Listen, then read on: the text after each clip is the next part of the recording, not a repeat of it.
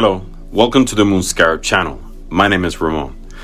This video is in response to one that Simon from the Hermit's Cave put out titled Get to Know Your Tarot Tubers Next Generation. It's the revival of a previous hashtag, and the purpose of this revival is to get to know new tarot YouTubers in the community, like me, to share a little bit more about ourselves on matters other than tarot.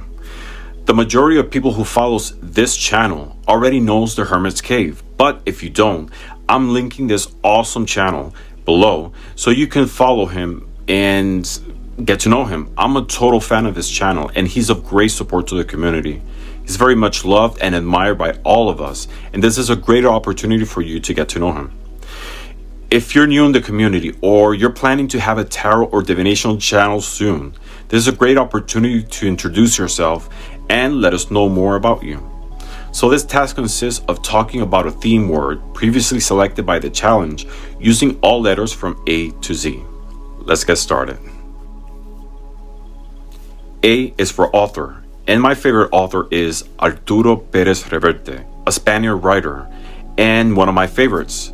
I read many of his books, but I really love two of them, The Flanders Panel and The Dumas Club. The Flanders Panel is about a mystery hidden in an art masterpiece spanning from the 15th century to the present day. An art restorator and evaluator living in Madrid discovers a painted over message on his 1471 Flemish masterpiece called La Partida de Ajedrez, or the chess game, which reads Equis nesavit equitem, written in Latin, which in English means who killed the knight. An antique dealer and a chess master work on uncovering the mystery of a 500-year-old murder. Actually, there's a 1994 British film called Uncovered, which is a cinematic adaptation of the novel.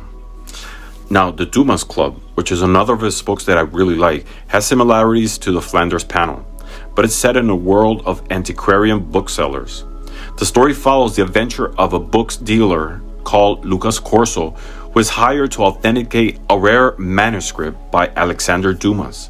Corso's investigation leads him to seek out two copies of a fictional and rare book called the Umbrarum Regini Novemum Portis, or The Nine Doors of the Kingdom of Shadows. Both books are the inspiration to one, my favorite game, and my favorite movie, which I will tell you later on. Once we get to the letters G and M, I'll talk more about them. So B is for biggest regret. Usually I say when the word regret, or to be regretful about something, especially from the past, is kind of a tricky word because you make decisions based on the information that you have at the moment. Regret comes from when you're past that decision and you look back, you look in hindsight. With new information, you see that the decision you made is either good or bad. And, to dwell on that feeling of regret when in reality you didn't have that information is kind of unfair to yourself. But I do have big regrets, and my biggest regret is in terms of some people that I hurt or offended in the past. If you haven't watched the live that I had with Simon of the Hermit's Cave, watch it. I'm talking about a period when I parted from church and there was a void in my life because I was missing spiritual nurture. During that time, I started having drinking problems. I became an alcoholic. Essentially, I was the last one to actually realize it. Usually that's the issue when they start to have drinking problems. How did I notice that I started having drinking problems? I started having conflicts with people. Usually I'm a guy who's like very chill, relaxed. I'm easy to get along with. I love talking. I love, making friends. But under the influence of alcohol, I was horrible. I was really mean to people, offensive. My whole personality changed. And during that time, I became really offensive with people who were surrounding me. After I was pretty much past the situation, I went back and I asked for forgiveness from a lot of people who I offended. Other people I never got to see again. And my biggest regret was the way I behaved. Because I did have the information that, if you needed help during that period of drinking, help was available. But I was adamant that I really didn't have a problem. And going back to that again, my regret is the way I behave with a lot of these people. Thank God I didn't have any major issues, but in personal level, relationships with people around me, I offended a lot of people. So that is my biggest regret. That was many, many years ago. We're talking maybe about 20 years ago. It comes back to my mind, and I'm sharing it with you. Those hard times were an opportunity for me to grow, and I really learned. So yeah, that's my biggest regret.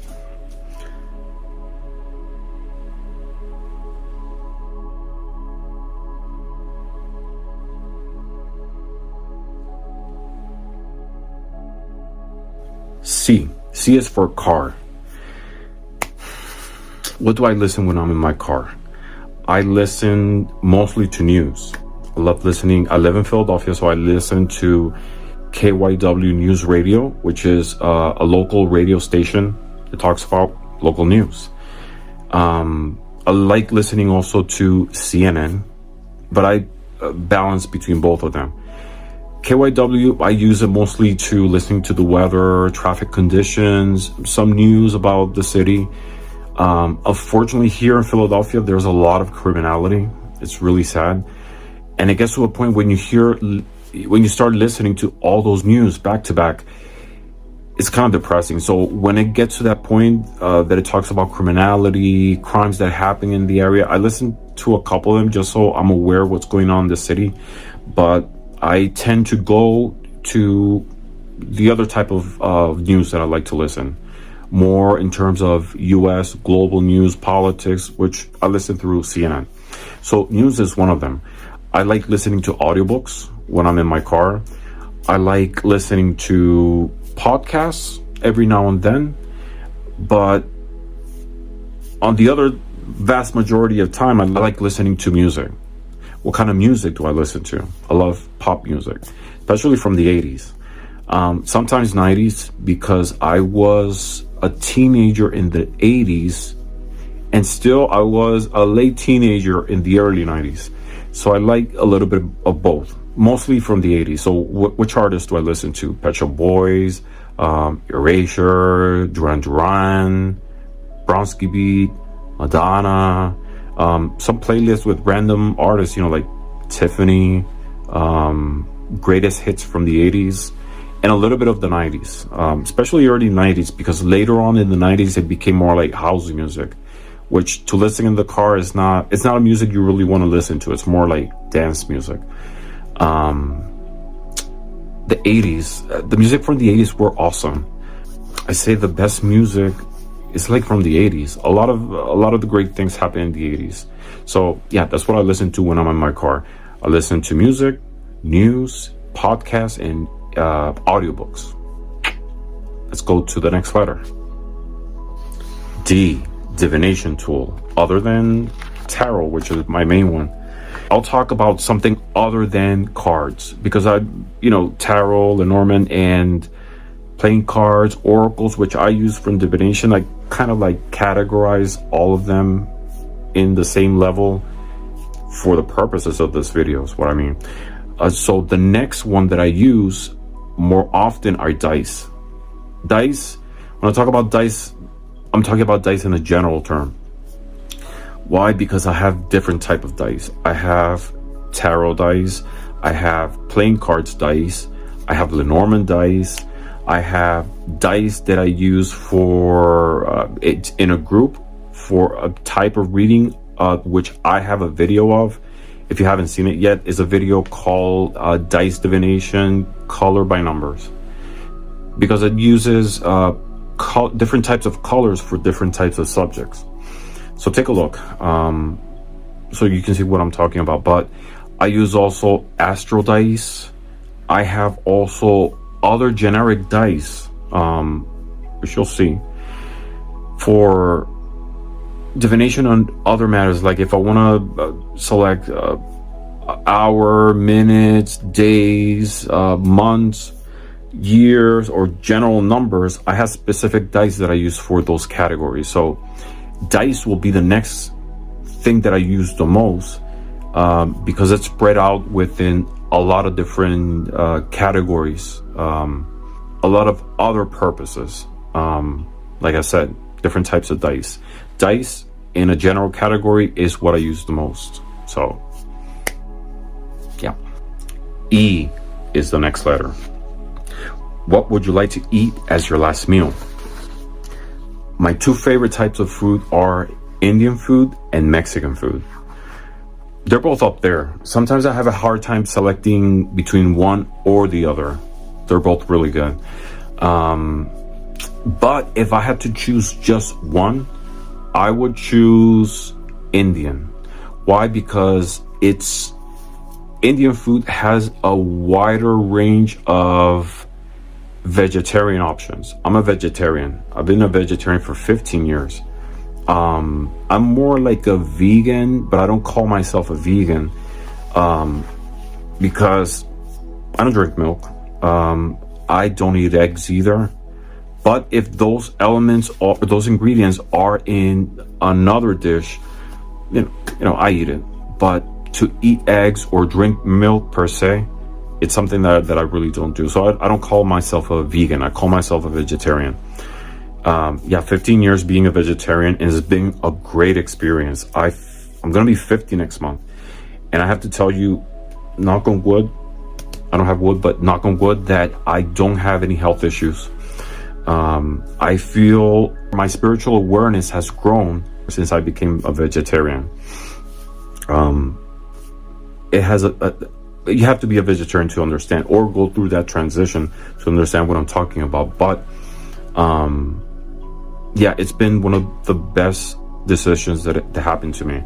How did it happen? I didn't wake up one day saying I want to be a vegetarian. Like I mentioned, I never had health issues, but one day I went to get, my routine blood work done, my yearly blood work, and the doctor said your cholesterol levels are starting to get high. That was a concern for me because I never had any issues, so I really didn't know what cholesterol was, and I found out that it comes from animal sources, and all I did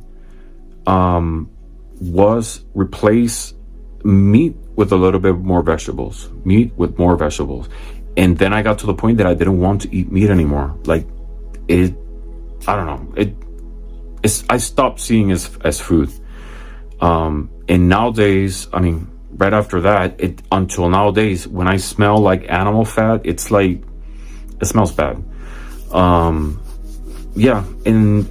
a lot has changed in terms of restaurants or vegetarian options eating out. When I started, this was 15 years ago, so this was back in 2008. It was very hard to go out and find like a vegetarian option at places, unless you went to like an Indian restaurant, or a lot of Asians restaurants had that option too, because Asians tend to eat more vegetables than us here in America or other parts in the world. But now that's changed. Now you go anywhere and there's always a vegetarian option. Even in fast foods now. I love cooking, so it didn't become an issue for me, but my friends like vegetarian food after tasting it through me. So anyway, going back, I love Indian food. So if anything were to happen, end of the world, I was about to die, who knows, and I have that option of selecting a last meal, I will definitely have Indian food because it's my favorite. F is for fears. What are my biggest fears? So we're going to talk about irrational and rational fears. Sorry. I'm drinking some chamomile tea. Irrational. I have a fear to see sand crabs, and I'm going to explain. I love sea sand crabs. I like all animals in general, But the sea sand crab is the face of a bigger fear that I have. I'll tell you the story. When I lived in Puerto Rico, as a child, after 10 years old, my parents used to take us to the beach every summer in Puerto Rico. Why in summer? Puerto Rico's an island, and there's beaches surrounding it, and it's pretty much summer weather-wise all year round. This is sort of like a little insight that I'm giving you. You can't go to the beach in Puerto Rico in wintertime or early spring. Why? Because the currents of the water change, and it becomes really dangerous. A lot of people who are tourists and go to the beach, most of the time there's accidents because of that. Also, the sea is like cleaning itself, so there's like a lot of algae on the coast. So summertime is the best time to go for the beach. So my parents used to take us to this one beach that was very close to our house.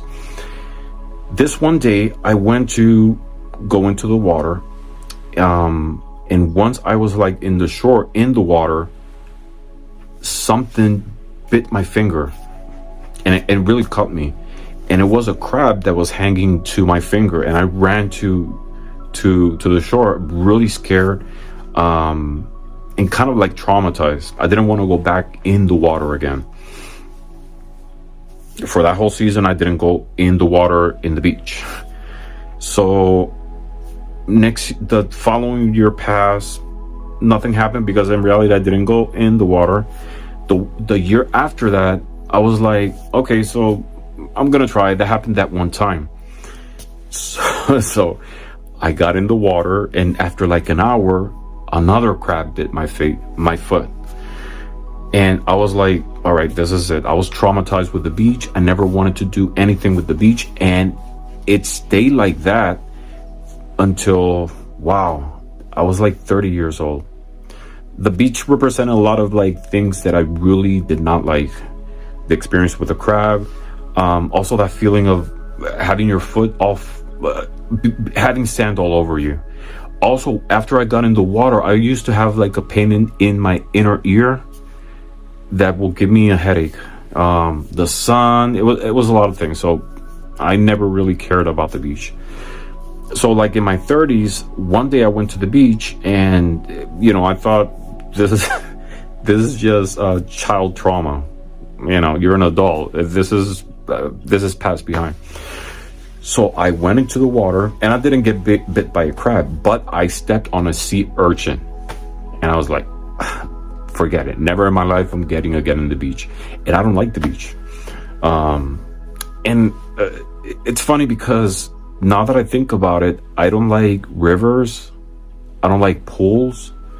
I have a jacuzzi at home, but I never get in the jacuzzi or use the tub. I'm more like a shower person.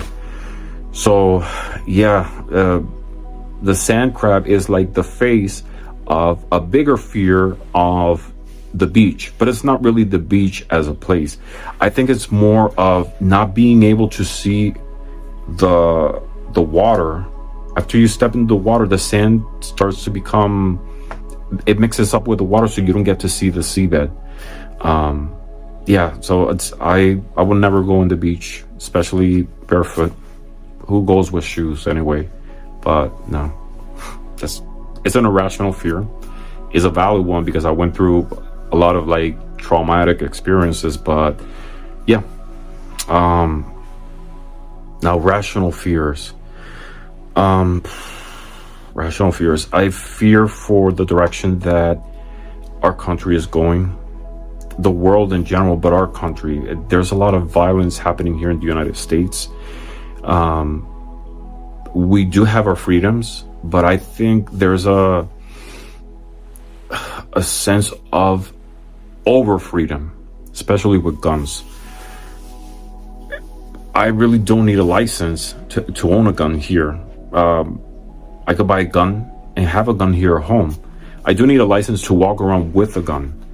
But that's the thing. A gun is a weapon to kill someone.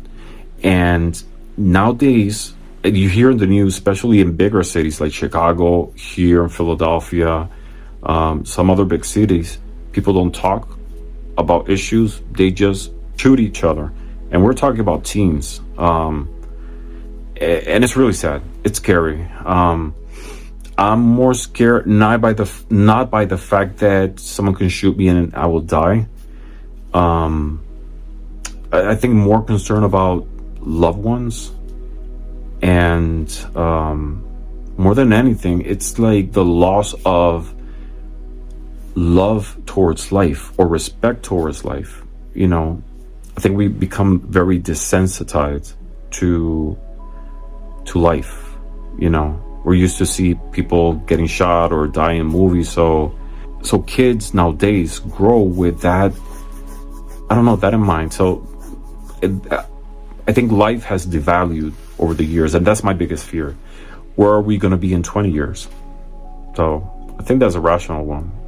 But then the question is, what are we doing about it? All right, what's the next letter? Game. What's my favorite game? So this is based on a book that I really like from my favorite author, which you saw back in A. My favorite author, Arturo Perez Reverte. He has a lot of really good books, and one of them is called The Flanders Panel. And The Flanders Panel talks about this mystery that they're trying to solve. Is a murder from centuries ago, and a lot of the story revolves around chess. So that woke my interest in chess. And we're talking maybe like in 1999, 2000, I started getting interested in chess. I knew nothing about chess. I never played checkers when I was a child or a teen, so I really didn't know like the basic rules. And I started learning about chess, and I love chess. Chess is all about strategy. It's sort of like a mental sport. Yeah, so I love chess. That is my favorite game. Board games, I don't have any really that I really like other than that. I never was interested as a child in board games other than Parcheesi. But yeah, chess is my favorite board game. My favorite game. Age. Holiday. My favorite holiday, if we can call it a holiday, for me as a holiday, is Halloween. Halloween is my Christmas. Ever since I was a child, I always loved Halloween. I was in church when I was a kid, but that was the one thing that I made my parents indulge me in that was kind of like against church, was Halloween. I remember when I was like 5 years old, I dressed up once as Fred Flintstone, and over the years I've always have like elaborate costumes which I make myself, and Halloween parties here at home. 2 years ago, every year I have one, but 2 years ago we had a skeleton on the table with food covering it. We did a lot of desserts, a lot of snacks and treats. I'm gonna show you, take a look at this video.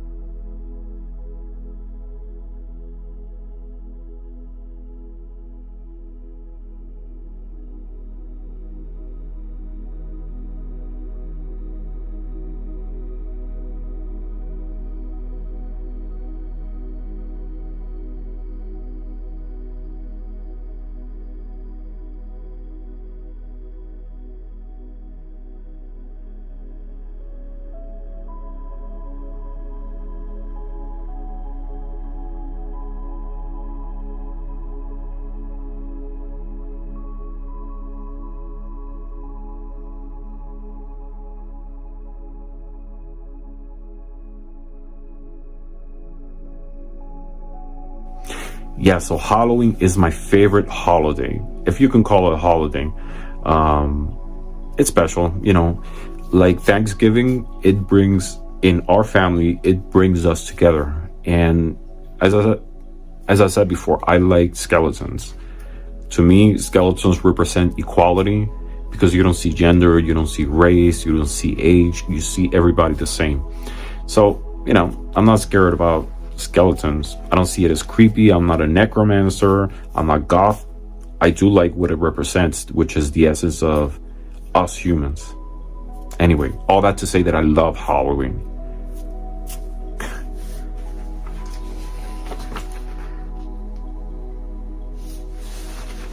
I is for interest.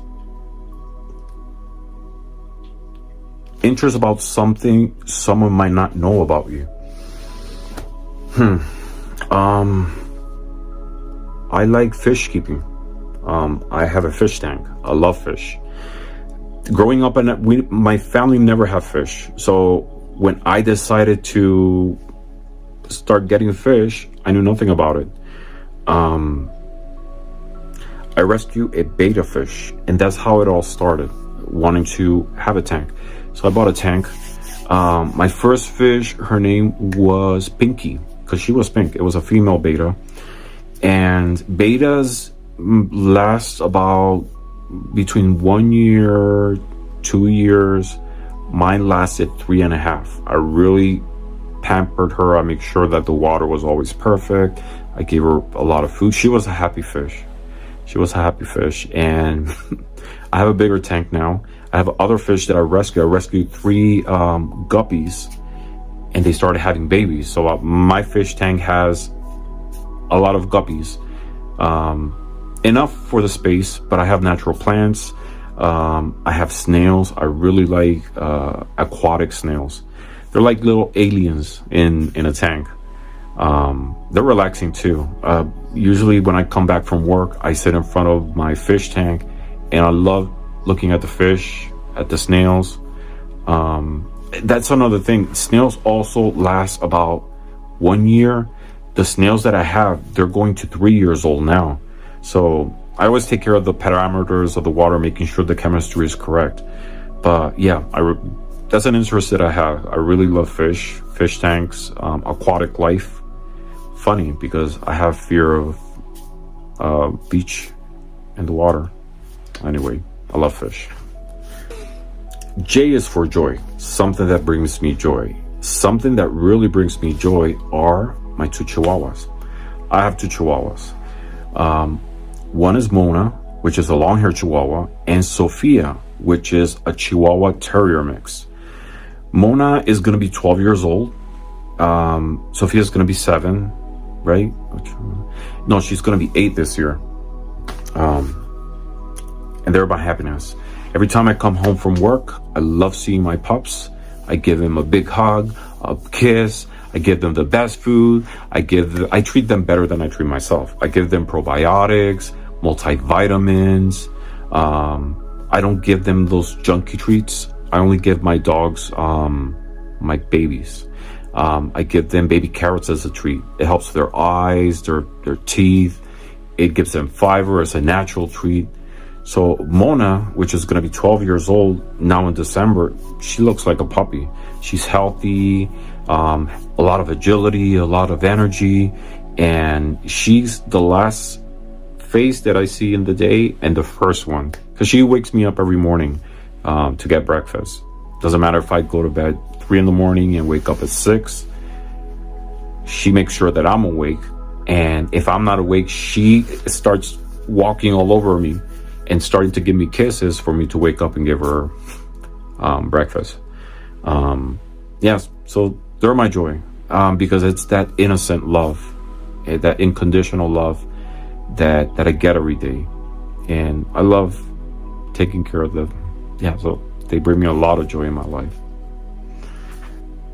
K is for karaoke. What would I sing in, let's see, is that the question?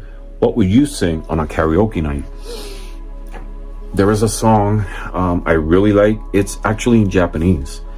It's the theme song of Neon Genesis Evangelion. And the song's called A Cruel Angel's Thesis.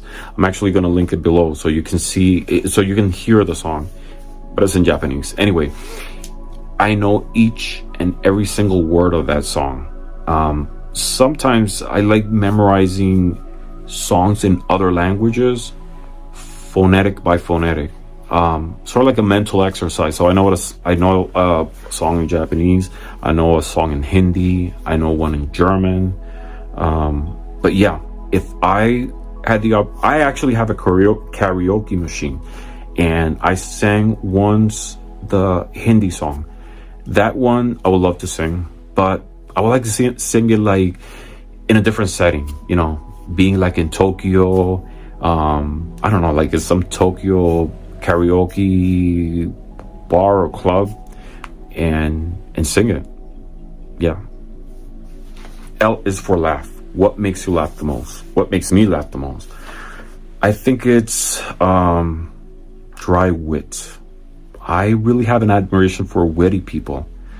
Why? Because wit is something that it's kind of snappy, it's original, it's not rehearsed, it's funny, but at the same time smart. There's two people who represent for me like the pinnacle of wit, and I really admire these two ladies. They're actually British. One is Maggie Smith, I love her, and the other one is Judi Dench. They're both every time I love seeing them, just because even if they don't have a witty character, they are, I don't know, like it comes out natural. I would love to have both of them as my aunties, like this strong, stern auntie, both of them. And they're both like kind of different wits too. Judi Dench is like, I'm pissed at you and I'm giving you wit. While Maggie Smith is more like, I don't know, like, I don't care about you and I'm being witty with you. I don't know. They're both different witty energies, but I love them both. Yeah, they're amazing. They represent what wit, the type of wit that I like. Anyway, yeah, so that makes me laugh. Wit. M is for movie. A movie that you will watch over and over again and never get tired. My favorite movie, which I watch all the time and I never get tired, and actually talking about this, I want to watch it tonight, is The Ninth Gate. I love that movie. It's actually based on a book of my favorite author, Arturo Pérez Reverte. The book is called The Dumas Club. The book is fantastic. The movie is even better because of the visuals. Yeah, I love the theme of that movie. It's about a book dealer. There's some tarot imagery about the hangman. But anyway, I love that movie. I can watch it every day. Never get tired of it. But if you have the opportunity, watch it. If you want to read the book, that's even better. But the movie itself is fantastic. N is for nature. Where in nature do you feel more connected? In front of the sea. Ironically. Funny. No, but a specific place. There's this place in San Juan, Puerto Rico, where I'm from. It's a Spanish fort built in the 1500s, and it's on a higher ground. When I was a child, I loved to go to the fortified walls and look to the sea. It was not only, it was a lot of senses. So it wasn't only visually looking at the sea, it was also the smell of the sea, the sultry breeze. And to add to that, it's the whole fort overviews a very old cemetery. Quite an experience. But even as an adult, I still go to that fort. It's called El Morro with 2 R's. Amazing fort. I mean, I've been going to that fort since I was a child. And I never get tired of going. Every time I go and visit my parents in Puerto Rico, they don't want to go to the fort. They just drop me there because they're tired of going to that place. But for me, every time I go, it's like the first time I go. And it's not only the fort and what's inside, but it's also that experience of being in front of the sea. Now that I think about it, I mentioned on my fears section that I really don't like the beach per se, but I like the sea. I don't know how to swim, and it came from that trauma of not liking the beach, or I don't know, being in bodies of water. But I do like all that theme of sea, pirates, sea monsters, Caribbean islands and treasure hunts. I love all that theme. Even like nautical motifs is something I really like, but being in the water, not really. So yeah, that's where I feel connected, in front of the sea, ironically. O is for optimistic. What makes me feel optimistic? Every new day, there's so many possibilities as long as you're alive of great things to happen. So it's hope. Being hopeful makes me feel optimistic.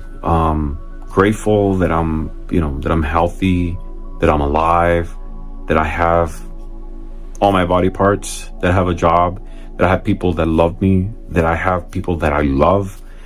That gives me hope, and it makes me feel optimistic that any great things are possible. I do have hopes and dreams, and some of them have came to fruition. Some of them I'm still waiting to happen, but that's what motivates me to continue further ahead. What makes me feel optimistic? The hope for a better today, a better tomorrow, and that there's always something good and possible coming your way. P is for pip deck. What is my favorite pip deck? So I personally, in general terms, I don't like pip decks. The only pip decks that I work with are playing cards. I do use playing cards for divination, that I do like. But generally, I don't like Marseille. I like the imagery of the major arcanas of Marseille. One pip deck, if we can categorize it like that I really like, it's this one, The Darkness Piercer by Philippe Roucher.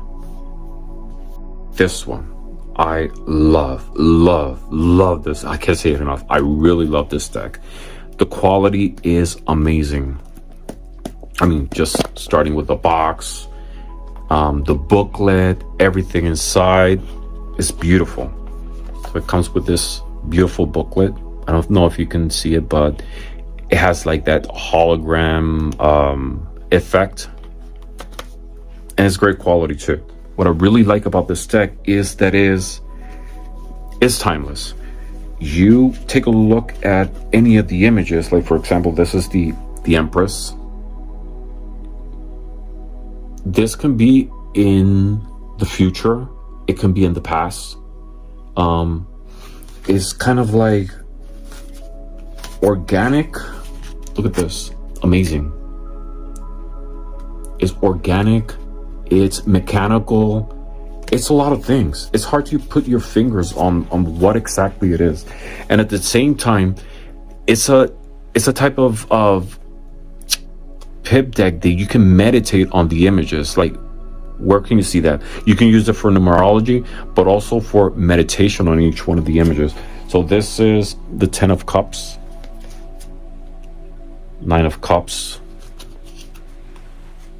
I'm sorry, the glare is not helping, but this is the 9 of Cups,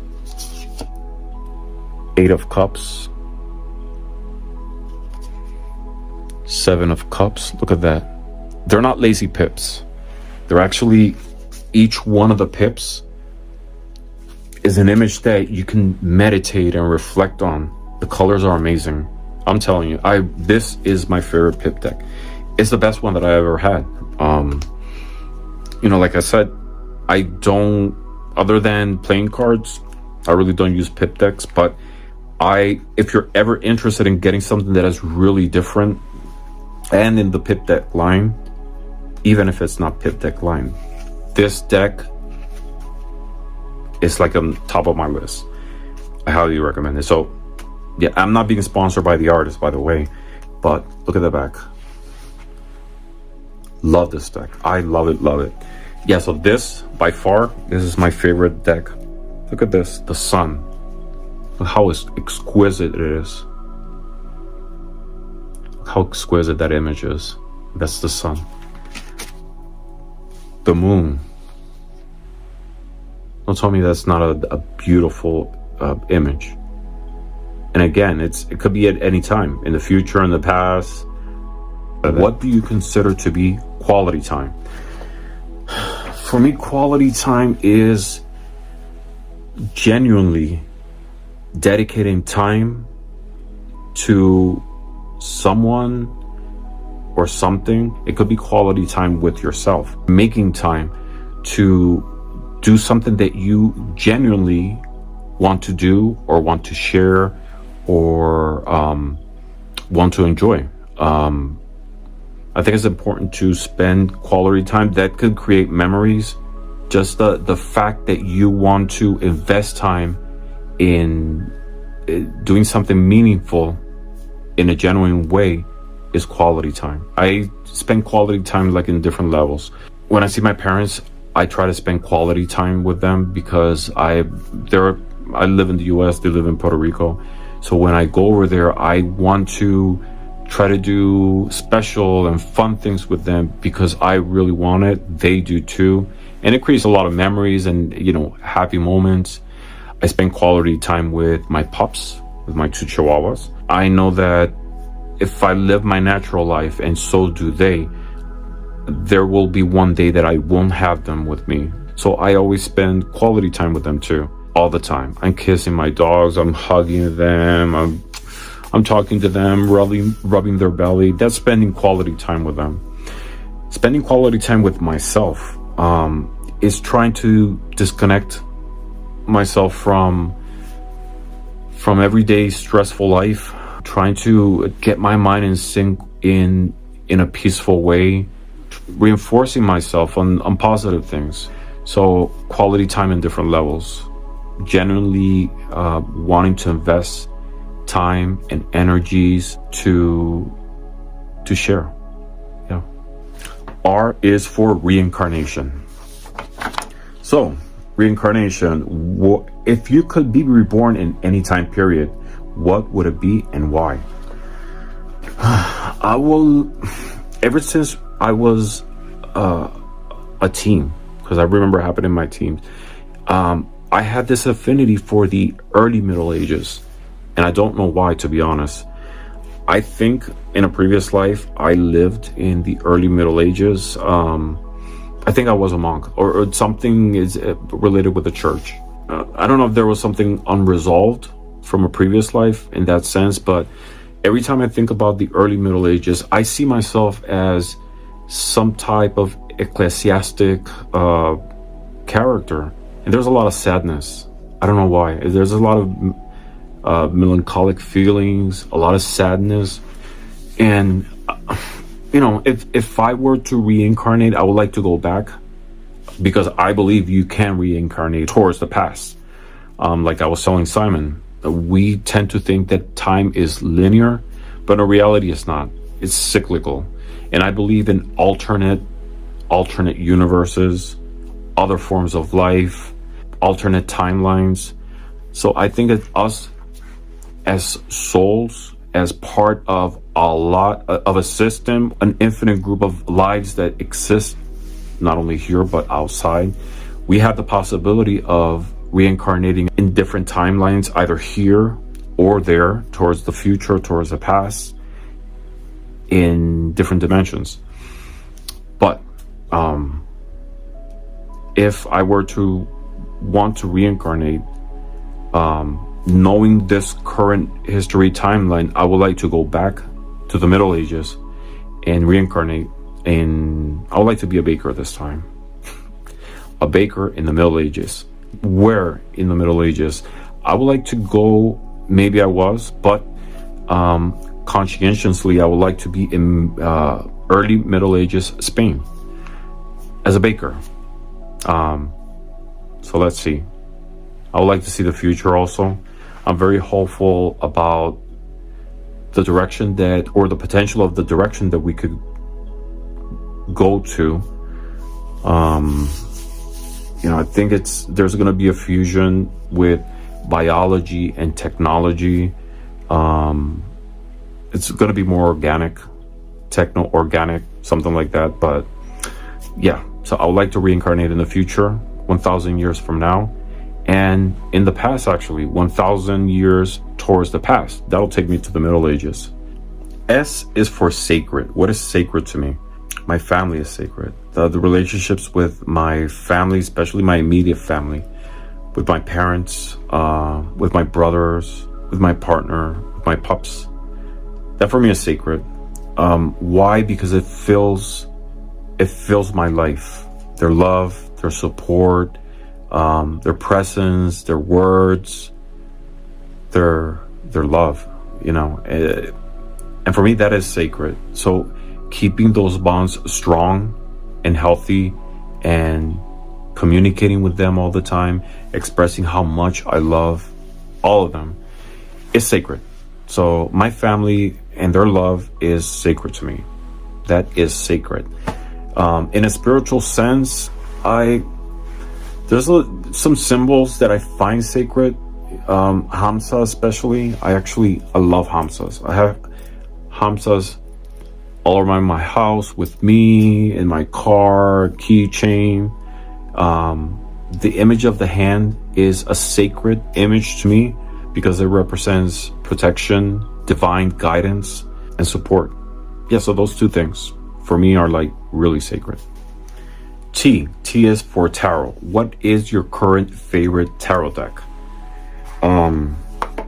Right now it's this one, Roses and Lilies. I have a box. This is the box version.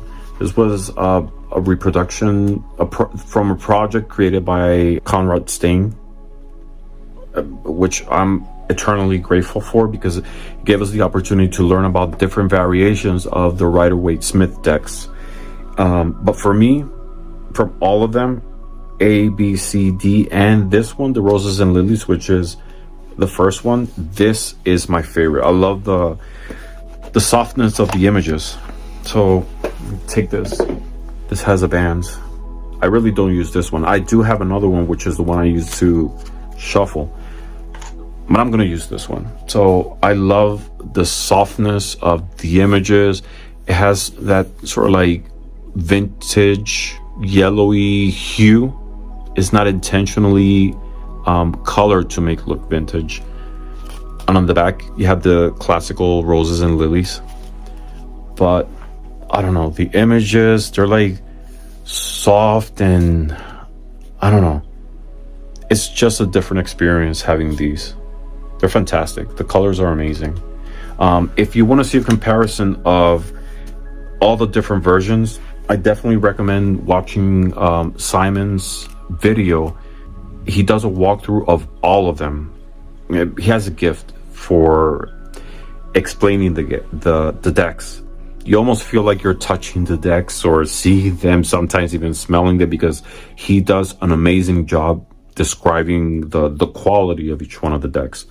I'm gonna link it below so you can see it, but my favorite tarot deck right now is this one, definitely. And I always say thank you, Conrad, for getting this for us. U is for unforgettable moment. I'm going to share with you an unforgettable moment. Actually, two unforgettable moments, which I merge in one. In 2012, Madonna was touring on her MDNA tour. She came to Philadelphia in August of 2012 for the first show of the US leg of the tour. And towards the end of the show, randomly, Madonna gave me her microphone and I got to sing Like a Prayer. It was an out of this world experience because I like Madonna since I was 10 years old, back in 1984. So, like I say, her music has been the soundtrack of different moments of my life. And to see her up close and personal, even though I've seen her in other shows and other tours, one-to-one, her giving me her microphone and giving me thumbs up and saying you're doing great was amazing. Like, I think I was in not cloud nine. cloud 900 for like a whole month. I couldn't believe it.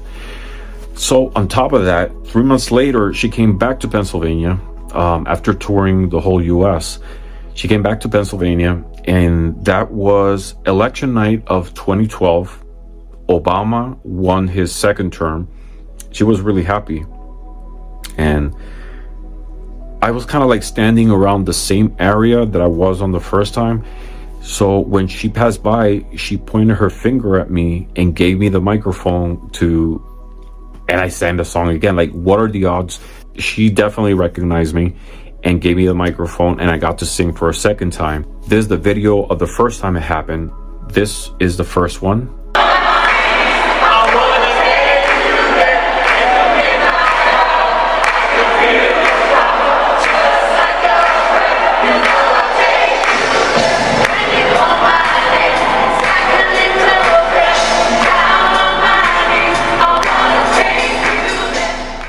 And this is the second one.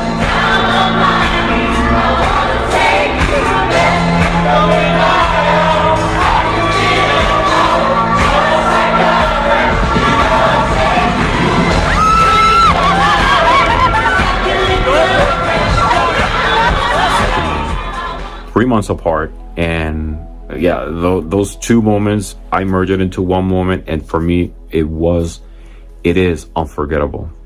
I can never forget that. Still remember it, and I still get the chills from that one time. Yeah. V is for vacation.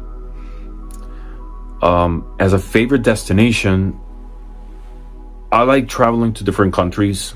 I try to go to an international trip. I try once a year. I do like different countries. I think the best international trip that I've done has been to Egypt, but I love going to Spain. I love going to Mexico, but it's not much about going to a specific country, but doing a certain activity. Let me explain. I'm not the type of tourist that, I don't know, I go to Mexico or anywhere that I go. First of all, I don't like the beach, but I'm not the type of tourist that will go to an international country to stay in a resort. I mean, not that it's a wrong way to travel. You're paying for your trip. You do whatever you want. But I love going to historic places. I love going to ruins, to cathedrals, to like walking around the streets, seeing the people, eating the local food. I'm more of like a history tourist. I like going to the ruins, learning about the history of the places that I'm visiting.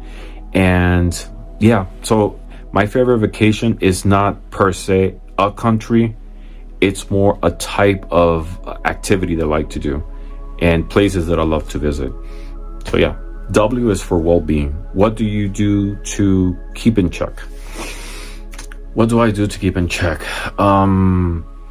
Sometimes I try to disconnect myself mentally, even though physically I can't, from everyday situations. My job is highly stressful. With the everyday activity of having not only to deal with the work, but life in general, it gets more stressful, I think, often. But I try to pause and meditate. I try to do it when I'm by myself here at home at night. I had that opportunity sort of like to slow down and think about the day, meditate, and what can I do better next time. So I think meditation is a great exercise for me to be able to keep my well-being, my mental and my physical health in balance. X is for X-ray. Have I ever had an X-ray? Yeah, a lot. I get X-rays all the time when I go to the dentist for cleanings. My dentist does X-rays for every visit, so I get an X-ray every 6 months. I had an X-ray before a couple years ago on my foot because I was having some heel pain, and they discovered there was a little spur. And I went for that because I was having a lot of pain on my heel. when I will wake up in the morning, I will have a hard time walking, or after driving, after being sitting for a long time, I will get pain on my heel. They discovered the spur. But what I noticed was that I used to walk barefoot at home around the house. Since I started using shoes or slippers when I'm at home, I don't have that pain anymore. So I think that helped. Yeah, so I have an x-ray for that. I had an x-ray once. I was on a ladder and I did a misstep going down the ladder, and my foot landed sideways and I had a horrible pain. I thought I actually fractured, hairline fractures on my foot. I think it was on the right side. Yeah, on the right side. So I had an x-ray for that. I had a couple of x-rays when I was a kid. Hitting my head sometimes, playing and all, but yeah, I'm just rambling. Yes, I had x-rays in the past, lots of them. Why is for yourself? When can you feel totally comfortable in your own skin? I want to say when I'm less concerned about what people think about me, which with age has become much more common. Over the years, I noticed that it's nobody's perfect. Everybody makes mistakes. Actually, your mistakes and maybe your weird things or being you is what makes you unique. And that sense makes you feel comfortable in your own skin. When you don't care about people's judgments, when you don't want to create a optical illusion of an image that you're really not, when you just, that's what makes you more authentic and comfortable in your own skin. And that's how I feel. When you're sincere with yourself, when you accept yourself, that's when you feel comfortable in your own skin. So it's more of a mental state that brings you to that level of comfort. And we got to Z. Z is for zodiac. What star sign are you? And do you have a connection with it? So yes, I'm a Gemini. I was born on the end of May. What's interesting is that I am a Gemini, ascendant in Gemini. So I'm like a double Gemini. I do identify with the sign. Geminis, people categorize them, or they're categorized as people who love communication, people who have interest in a lot of things. I do have an interest in a lot of things. I love doing artwork. I love documentaries. I love the creative process of a lot of things. I love divination. I love cooking, video editing, photography, trying to learn how to play guitar. It's been a while, I haven't practiced, but yeah, I always have like genuine interest in things. The thing is, when I'm very interested in something, I tend to obsess. I have this hair bothering me, I'm sorry. I tend to obsess towards it. And, I get to a point that, I feel comfortable with it. I sort of like let it be and take another interest or pursue another interest. Some people might see it as inconsistency, because, you're doing or interested in one thing today, and then later on you want to do something else. I don't think that's really true, because I still hold those interests. On some cases, like for example, with artwork, I love doing artwork and I have a lot of art materials, but I don't have the time right now to invest in it. And it's not just time, you have to have the interest or the inspiration to do it. My handicap right now is time because of work, but I do enjoy doing those going through the creative process. And yeah, I do identify as a Gemini, a double Gemini. It's an air sign. I'm always like thinking a lot, and scarily, sometimes I get so involved in my thoughts that I tend to disconnect from reality. Not that I lose it, but I get very deep in my thoughts. And I don't know, it's a good thing. I think it comes from, when I was a child, I really didn't have friends. I was mostly by myself. I was painfully shy. I got bullied in school too, so that, I was kind of like socially awkward. So that gave me a lot of time to think. And I'm kind of happy about it, because that helps me explore a lot of subjects and perspectives about life. So I'm a Gemini, ascendant in Gemini, and I have my chart to prove it. And I definitely identify with it, and I like being a Gemini. I do have a balance of different sides. I have my moods. Sometimes I'm very, very happy. Sometimes I'm not that happy. I'm not bipolar, but it fluctuates like with everybody. I tend to, because it's an air sign, I tend to, my mind be mostly involved in intellectual thoughts or very high in thoughts. But it is who I am, and I love it. I do know of other Geminis. They're very intelligent people. We are intelligent people. We all are. But Geminis tend to be because it's an air sign and we tend to think a lot of things. We get to see things from a different perspective. So that's my A to Z. I think I gave you a lot of slices of my life, of who I am, of what makes me happy, what makes me fearful. Please do it too. I want to know a little bit about you, anything that you want to share. I'm not a person who judges, and I will like you as you are. Thank you, Simon, for resurrecting this hashtag, for the opportunity to be able to share with the community a little bit about me and others. So I'm looking forward to see everybody else's hashtag and your A to Z, the A to Z of your whole life, or anything you want to share. All right? Blessings to all. If you like this video, please give us a thumbs up, leave us a comment, and share it with someone who might benefit from it. And click the subscribe button for more future videos about tarot, divination, and other esoteric topics.